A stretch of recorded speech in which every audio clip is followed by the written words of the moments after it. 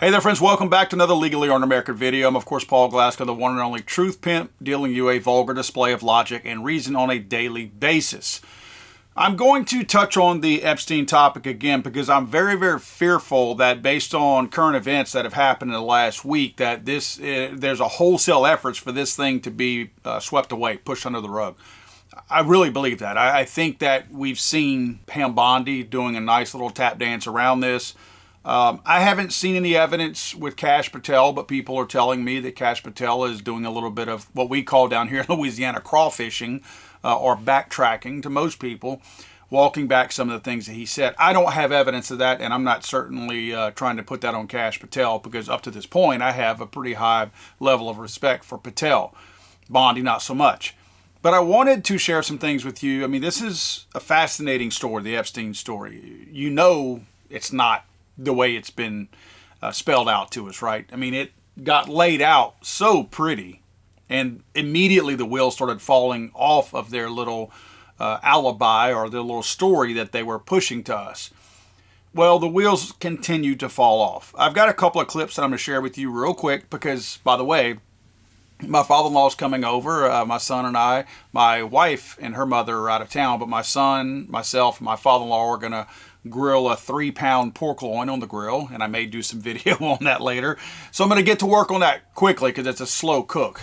But anyway, I'm going to show you these two clips, and I want you to kind of pay particular attention to how this information is being delivered. The first one is going to be a clip from Tucker Carlson's show, excuse me, where Tucker Carlson was talking to Jeffrey Epstein's brother. I believe his name is Mark. He's talking about, first of all, somebody filming the entire event when Epstein was removed from the prison cell, having been dead for 2 hours. They removed him from the prison cell and then brought him to the hospital, infirmary, and all that good stuff. And that somebody with a video camera is recording this whole thing. And nobody has spoken of those tapes since then. Obviously, we haven't seen them. But he also talks about how they dress the dead body that had been dead for 2 hours while they were investigating in the prison cell, which, by the way, there are no pictures from the prison cell either. But that was very, very strange how they would dress a dead body and then bring it to the hospital as if he had died at the hospital, not in the prison cell, which, again, he had been dead for 2 hours in the prison cell before they removed him. So we don't know who moved him out of the cell. No person has come forward to say, I moved this corpse from the cell. No. But I was also told that in the infirmary and in the hospital, there was somebody with a handheld video camera all the time running, videotaping everything. Where are those tapes? That's another question. Despite the fact that your brother was dead in his cell and had been dead for 2 hours. At least 2 hours. At least 2 hours. Yeah. Somebody cut off his clothing and redressed the corpse in hospital scrubs, in a gown. Yeah, I have a photograph of him in a hospital gown on a gurney in a hospital where, his arms were put through the sleeves. It's one of those gowns you tie in the back. So the question becomes, who decided to dress a dead body in a hospital gown? Normally they're either in a body bag or covered in it by a sheet. More than kind of strange, right? And real quick, I want to mention too that before I go into this next clip, because it might matter, the officer's station was almost directly across the hall from Epstein's cell. As you can see in this picture here, kind of at about a maybe 30-degree angle from the eyesight of the officer sitting at the station to Epstein's cell. Now, there's been a lot of people talk about how, there were 2 other cells or maybe 3 other cells that were visible. So if anything were happening in Epstein's cell, somebody would have seen it. Well, first of all, they probably would have been asleep because this was late at night, but also these are the types of doors that are on these cells. So you would almost have to be standing directly in front of, looking into that window to see anything odd happening inside that cell. Obviously, somebody could creep under that window and you would never see them pass. But certainly, there's only one cell that looks to be across from Epstein's. So unless you were standing at your door at that cell, looking directly into Epstein's cell, unless something was taking place just to the left or the right, you would not have seen it. So I'm not for that whole excuse that, well, surely somebody else would have seen it. What about the guards? The guards, I mean, they had freedom to move around, and they didn't see anything. But this might explain a little bit as to why. You've heard some of the stories that the guards fell asleep. Some people have said they were shopping online. They did get reprimanded. And maybe the shopping online was the fake story. In other words, when we heard shopping online or possibly sleeping, we thought to ourselves, whatever, that doesn't sound that bad. If that's your reason for not watching because you were focused on your computer screen. Now it seems like the shopping online might have been the cover-up. I was told that the guards, who fell asleep in the... Right. Fell asleep, Yeah. and we all Fell assumed they asleep. were broad.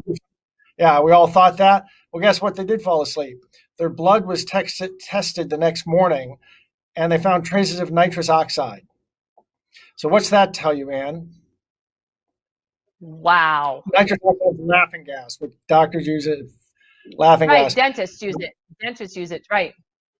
So that tells us that somebody snuck into a federal facility, a canister of laughing gas.